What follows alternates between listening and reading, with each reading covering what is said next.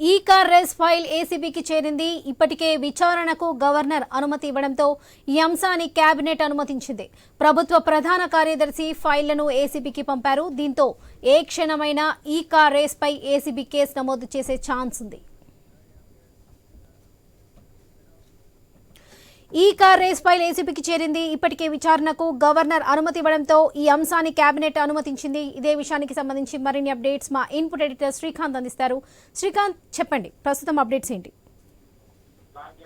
Varalakshmi, good afternoon. So తెలంగాణలో KTR arrest అనేది ఈ మధ్య కాలంలో ఒక చర్చనీయాంశంగా మారిందని చెప్పాలి.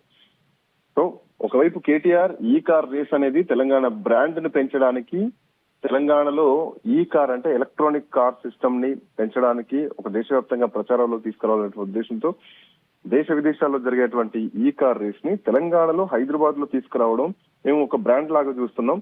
ఈ విషయంలో ఏ అధికారికి సంబంధం లేదు, పూర్తి బాధ్యత నాదే అంటూ ఇప్పటికే కేటీఆర్ దీన్ని అంగీకరించడం జరిగింది. సో ఈ విషయం పైన ఇవాళ ఇందాక కూడా అసెంబ్లీ సమావేశాల్లో నిన్న నల్ల డ్రెస్ వేసుకొని, నల్ల అంగీలు వేసుకొని, చేతికి బేడీలతో అసెంబ్లీకి వచ్చినటువంటి ఎమ్మెల్యేలను ఉద్దేశించి కూడా మంత్రి కోమటిరెడ్డి వెంకరెడ్డి మాట్లాడారు. రేపు మాపో మీకే బేడీలు పడతాయి, మీ నాయకులకే బేడీలు పడతాయి, మీరు ఇట్లా నటించడం బేడీలతోటి నటించడం కాదు అంటూ కూడా ఇప్పటికే అంటే కొంత ఇండైరెక్ట్ ఇన్స్ట్రక్షన్స్ మాత్రం కొన్ని పోతున్నాయి. కేటీఆర్ అరెస్ట్ జరగబోతున్నారు అన్నటువంటి వాదనలకు. అటు ఇంకోవైపు కేటీఆర్ కూడా ముందస్తుగా ప్రిపేర్ అయి ఉన్నారు.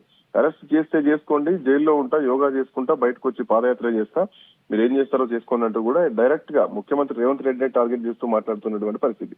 అయితే మరి ముఖ్యంగా ఇక్కడ ఉన్నటువంటి అభియోగాలు ఏంటంటే ఈ ఈవెంట్ నిర్వహణ కోసం నిధులను దుర్వినియోగం చేశారన్నటువంటి అభియోగాల పైన కేటీఆర్ పైన విచారణకు తెలంగాణ గవర్నర్ జిష్ణుదేవ్ వర్మ ఇప్పటికే అనుమతించడం జరిగింది.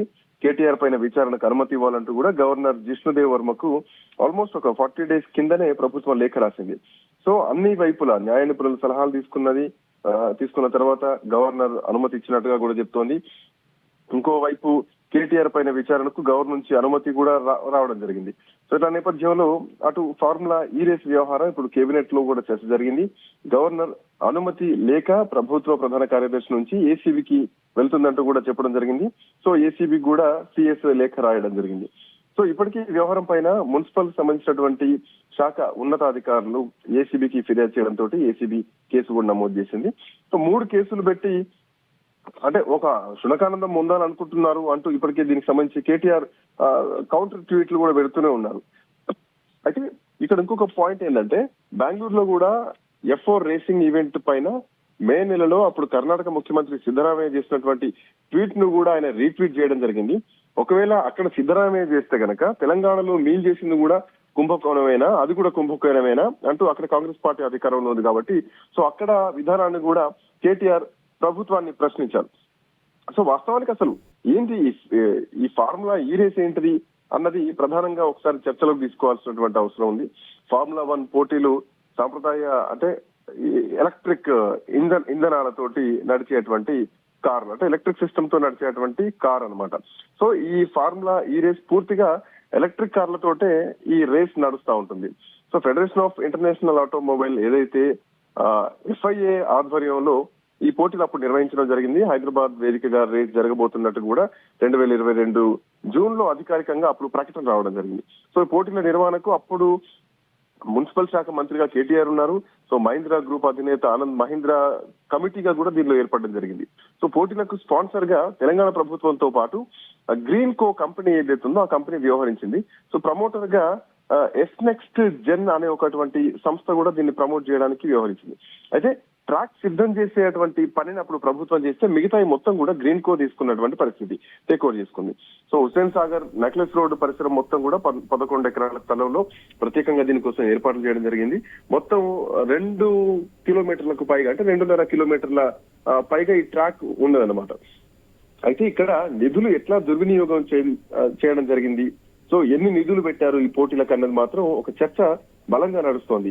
సో దీంట్లో 200 కోట్ల రూపాయల వరకు నిధులు ఖర్చయినట్టు అప్పుడు ప్రభుత్వ వర్గాలు చెప్పడం జరిగింది.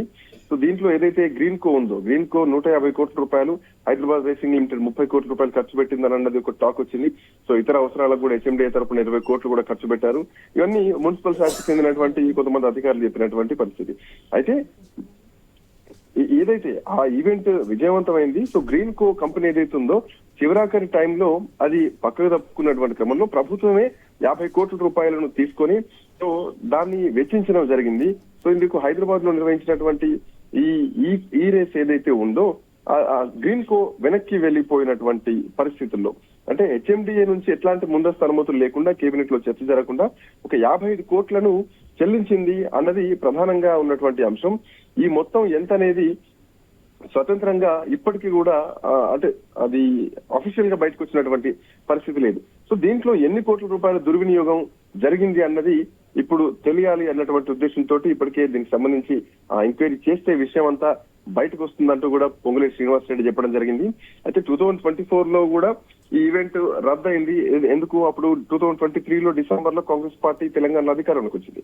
2024 ఫిబ్రవరి 10వ తారీఖు నాడు ఈ సీజన్ జరగాల్సినటువంటి అవసరం ఉంది. దాన్ని రద్దు చేసుకుంటున్నట్టు కూడా ఎఫ్ఐఆర్ ప్రకటించడం జరిగింది. ఇది ఈ ఇయర్ జనవరి 6న. సో ఏదైతే ఒప్పందం ఉందో ఆ ఒప్పందాన్ని తెలంగాణ ఆధ్వర్యంలోని మున్సిపల్ శాఖ ఉల్లంఘించడంతో ఈ కార్యక్రమాన్ని రద్దు చేసుకున్నామంటూ కూడా హోస్ట్ సిటీ ఒప్పందం చెప్పడం జరిగింది. దీనికి సంబంధించి వాళ్ళు అధికారిక వెబ్సైట్ లో కూడా ప్రకటించడం జరిగింది. సో అప్పుడు కాంగ్రెస్ పార్టీ తీరు పైన కేటీఆర్ కూడా విమర్శించడం జరిగింది. సో ఈ ఫార్ములా ఈ రేస్ ఏదైతే ఉందో ఈవెంట్లతోటి ప్రపంచవ్యాప్తంగా తెలంగాణ బ్రాండ్ ఇమేజ్ పెరుగుతుంది. సో మొదటిసారి ఈవెంట్ ను భారత్ తీసుకురావడానికి అప్పుడు చాలా కష్టపడ్డాం. అట్లాంటిది కాంగ్రెస్ పార్టీ ప్రభుత్వం దీన్ని తిరుగమన నిర్ణయం దిశగా వెళ్తోంది. సో బ్రాండ్ దెబ్బతీసేటువంటి ప్రయత్నం చేస్తోంది అన్నది కేటీఆర్ చేసినటువంటి ఆరోపణ. అయితే సో ఇంకొక పాయింట్ ఏంటంటే అప్పుడు ఎన్నికల కూడా అమల్లో ఉంది కాబట్టి ఆ సమయంలో ఒప్పందం జరిగినట్టు అధికారంలో ఉన్నటువంటి కాంగ్రెస్ పార్టీ కూడా చెప్తోంది. సో ఏదేమైనా కానీ ఆర్థిక శాఖ నుంచి అనుమతి లేకుండా ఇది ప్రైవేట్ గా అమౌంట్ తీసుకొని ఖర్చు పెట్టారు. సో ఈ ఖర్చును ఎవరు భరించాలి? ఎన్ని పక్కదారి పట్టడం జరిగింది? అసలు గ్రీన్ కోను తప్పించి హెచ్ఎండిఏ నిర్వహణ చేసుకోవడానికి ఎందుకు ముందుకొచ్చింది? గ్రీన్ కోనే వెనక్కి వెళ్ళిపోతే గనక అప్పుడు గ్రీన్ కో ఖచ్చితంగా లీగల్ గా వెళ్లాల్సినటువంటి అవసరం ఉంటుంది. సో ఒకవేళ అప్పుడు ప్రభుత్వంలో ఉన్న వాళ్ళు కూడా గ్రీన్ కో పైన కేసులు పెట్టేటువంటి అవకాశం చాలా రకంగా ఉంది ఒకవేళ వారి వెనక్కి వెళ్తే. సో ఎందుకు హెచ్ఎండిఏ దీంట్లో ఇన్వాల్వ్ అయింది? సో ఇది అన్నది ప్రధానంగా ఉన్నటువంటి అంశం. అయితే దీనికి సంబంధించి కేటీఆర్ కూడా క్లారిటీగా ఉన్నారు. కేవలం వాళ్ళు గ్రీన్ కో సంస్థ వెనక్కి వెళ్ళిపోవడంతో మేము హెచ్ఎండిఏ నుంచి నిధుల్ని తీసుకోవడం జరిగింది. సో దీంట్లో ఏ అధికారి పాత్ర ఏం లేదు. పూర్తిగా ఇది నా ఒక్కడి బాధ్యతే, ఏ అధికారిని దీంట్లో ఇన్వాల్వ్ చేయొద్దు, దీని పూర్తి బాధ్యత నేనే వహిస్తానంటూ కూడా కేటీఆర్ చెప్పడం జరిగింది. సో ఇట్లా నేపథ్యంలో ఇక కేటీఆర్ ను విచారించడానికి రంగం సిద్ధమవుతోంది. కేటీఆర్ అరెస్ట్ కు రంగం సిద్ధమవుతోంది. తెలంగాణ రాజకీయాల్లో కేటీఆర్ అరెస్ట్ జరగబోతోంది అన్నది మాత్రం కొంత బలం చేకూరేటువంటి అంశం మాత్రం కనిపిస్తోంది. Varalakshmi. Right Srikanth, thank you.